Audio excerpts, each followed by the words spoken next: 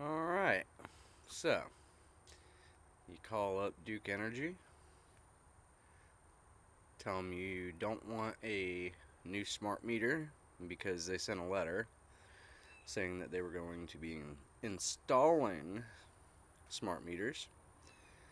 So we call them up, pay $95 plus opt for the extra $15 a month charge not to have a smart meter.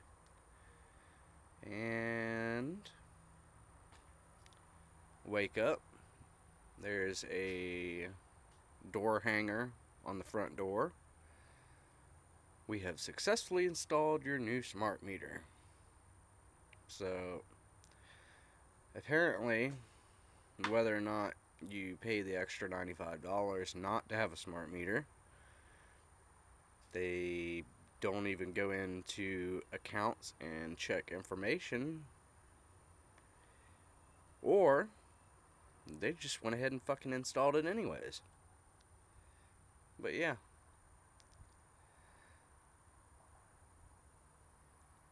Got a fucking smart meter. Tell them you don't want one. Still get one.